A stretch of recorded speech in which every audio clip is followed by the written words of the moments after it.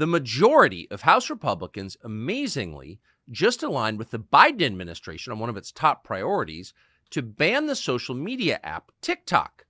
This amounts to the most far-reaching act of censorship in the history of the United States. It's an attack on the right of American citizens to receive their information from any source they choose. Most of us believe that was a fundamental right. But of course, almost no one in Washington will admit that that's happening. That's not at all what's going on, they tell us. No. Instead, they're framing what's very obviously censorship as an act of self-defense against a foreign adversary. And if that sounds familiar, it should be. It's the same rationale they used to spy on Donald Trump, among other things, once they designated him a tool of Russia. And as always, they're doing all of this in the bluntest, least restrained terms, because it's your fault, actually. Quote, voting against the bill is a vote for the Chinese Communist Party, proclaimed neocon Congressman Dan Crenshaw, the Nikki Haley of Texas. Quote, the opponents of this bill aren't defending free speech. They're defending Chinese access to American data and American minds. Not a good look. You're a bad American if you don't agree with me, says Dan Crenshaw. And the rest of the liars said similar things, and maybe some of them believed it. That is possible, given the median IQ in the Congress. But just for a moment, let's consider their argument rationally. Let's just assess it for a moment. The federal government very much wants to protect us and our children from China. That's what they're telling us. Now, let's assume for a moment that that's true. And let's further assume that the Chinese government is, in fact, a greater threat to our happiness and well-being than our own government is. That's a stretch if you think about it. In fact, it's totally unsupported by evidence of any kind. But for the sake of argument, let's just stipulate that that is, in fact, true. So if you were in charge, how would you go about protecting the United States from China? Let's see. The first thing you would do is prevent the CCP from buying American farmland and controlling our food supply. That way, the Chinese government, a government they claim is our greatest enemy, would not have the power to starve our population to death. That would be key. You'd get right on that. Of course, you'd also want to make sure that the CCP had zero control over our water or energy or communications infrastructure, basic elemental things, things you couldn't live without. You wouldn't want the Chinese anywhere near those things. You would not allow it. Those would be the first priorities on your list. And then you would make certain that the Chinese didn't control your economy.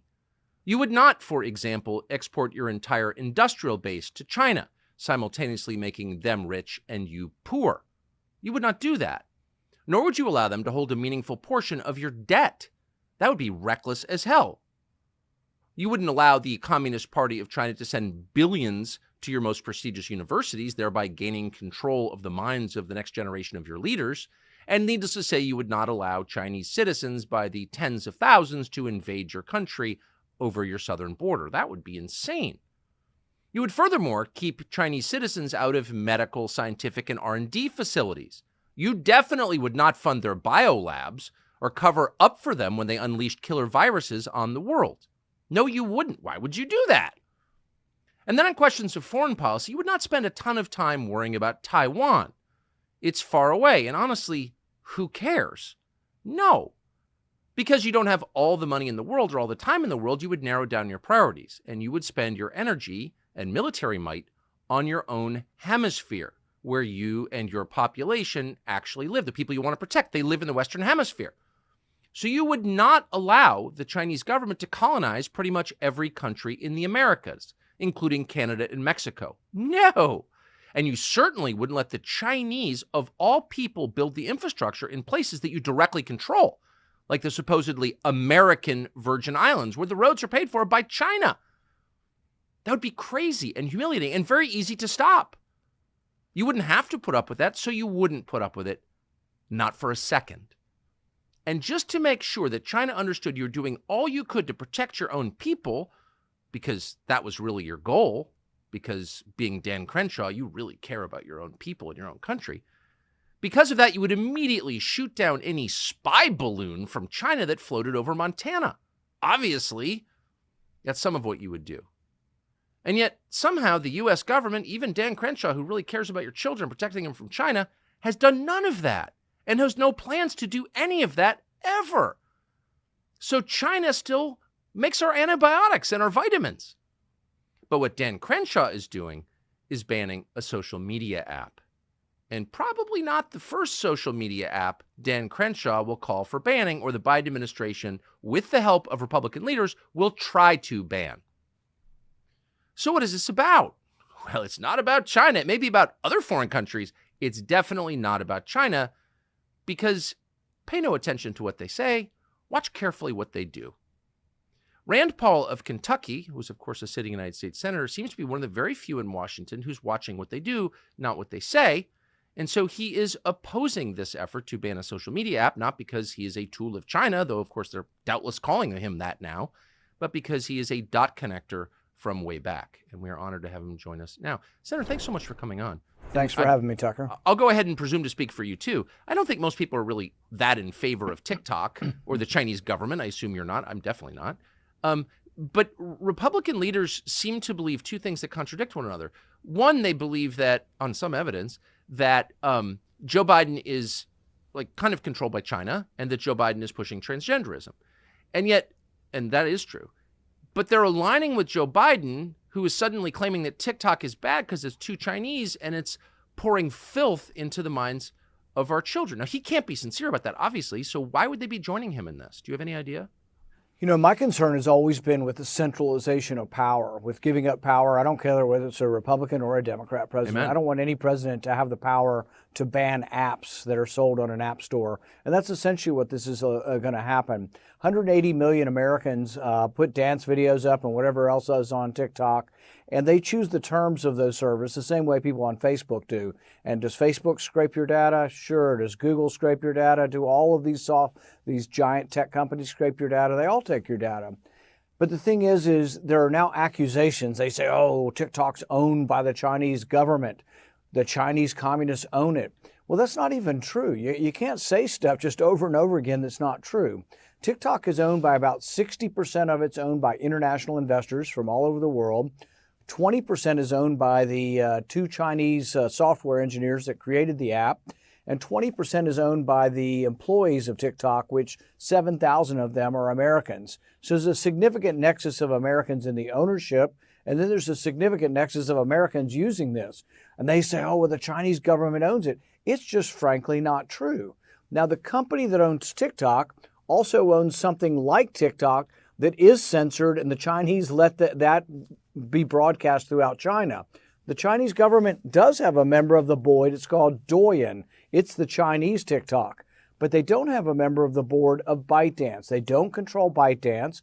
And the data is now kept in Oracle Cloud, centered in Texas. And this has been done because the company wants to try to exist. It's a very popular app. It has a great deal of value, so they're doing anything they can to comply. And yet the hysterics in the House are just, shut them down, communism this, communism that. Look, I've written 2 books about Chinese communism and what it does both during the COVID leak and also what it did during Mao's reign. So I am no fan of Chinese communism, but at the same time, we can't sort of like, emulate the Chinese to try to protect our way of life, becoming like the Chinese and banning things. TikTok is banned in China. They don't have TikTok. They have a censored version in China that the Chinese government does control, but they don't control TikTok over here. If we ban TikTok, we're simply becoming and acting like the Chinese. So there is a hysteria afoot. But in America, there are things that protect. You can't just take people's stuff in America. If you have a company, I can't come take Tucker Carlson Network just from you because one of your investors is from China. I have to go to court. I have to prove that somehow you're a Chinese communist and that you're giving data to them.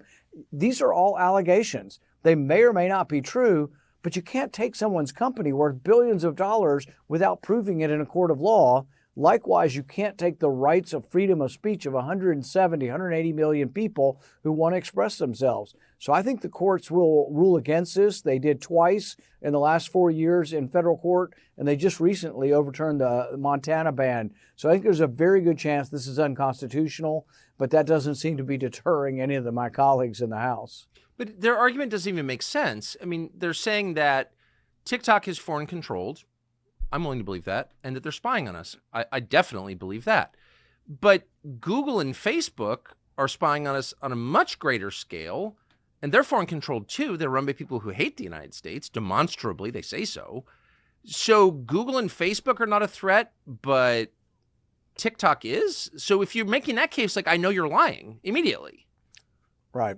And the thing is that the bill is written such that if 20% of ownership is foreign, that's about what TikTok is, or if you're controlled by a foreign entity.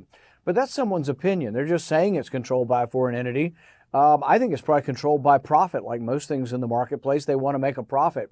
They've spent about $1 billion trying to comply through this organization called CFIUS, which has to do with companies that have some foreign ownership trying to comply and have an American board, have the data kept over here. They've done nothing but try to comply, and the hysteria goes on and on and on. But the First Amendment's more important than anything they're talking about, and so is the Fifth Amendment. But there are many people, including some of your former colleagues at Fox, who believe that there's an exception to the Constitution, that it doesn't apply when there's national security. The problem with that is there's always a national security for any excuse for anything you want to do. And so I don't think you throw out the Constitution when there's allegations of some kind of connection. You have to prove that before you take someone's stuff and before you take someone's First Amendment privileges. Well, and of course it's not. So we know it's not what they say it's about, obviously. And I know there's a furious lobbying campaign by various investors hoping to scoop up TikTok cheap and from competing companies that want to crush a competitor. I get all of that. And some people are really bought and paid for in Washington. I don't want to blow your mind, but that's true. But there's also an ideological battle here. And a lot of the people voting to ban TikTok object to the messages on TikTok. Like, that's true. Yeah, it's content. Once you start objecting to content, what you're objecting to is speech. And I object to a lot of it. I don't use it. I've never been on TikTok. I read about what's on TikTok, but I don't use TikTok. But the thing is everybody wants the government to be the parent. They're like, oh, my teenagers, they've got phones and they're on all this stuff. I just can't deal with it. Will you help me by taking stuff off of there? But once you start doing that, there's a whole host of things that can be taken off of there. What about, people who say that you should have religious liberty or that we shouldn't teach transgenderism in the elementary schools? Those are, heretical views as well. Should those be taken down? So I think it's the opposite with TikTok. I think they're promoting a lot of left-wing things. But then there's also people on TikTok that my wife's always telling about, the liberals of TikTok, these people that are exposing the liberals on TikTok. And apparently they're pretty good investigative. I think it's a woman that does this, and she's pretty damn good at finding things out and exposing things. But the bottom line is the more information, the better. If you don't like it, don't use it. That's what happens in a free country. But it happens in an authoritarian country when you're connected to government if you don't like something and you shut it down. And that's what's happening now. They don't like the content.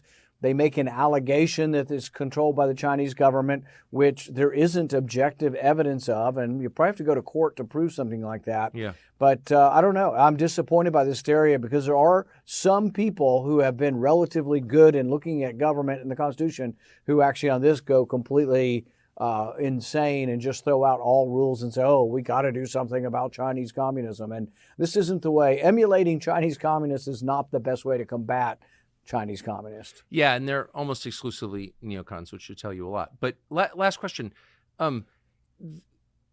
This action is supported by the left, the real left, and by the neocons. It seems to me if this precedent stands, then the next target for shutdown by the government or a forced sale by the government would be X, which is, of course, the platform they hate most because it's the freest of all the platforms in the world. And so what would stop the Congress or the next administration from saying, Elon Musk is effectively a tool of Russian disinformation, doing what they did to him, what they did to Trump to him, and forcing a sale of X? I mean, what would stop them? The thing is I don't know enough about X to know who his other investors are. Probably some of them live in foreign countries. But think of the whole list of countries that have unsavory things. I'm not a big fan of Egypt's government. They don't have elections. They have indefinite detention. They prosecute political and religious opponents. So do most of the countries in the Middle East. But I'm not about. I wouldn't give Egypt any more military money, frankly.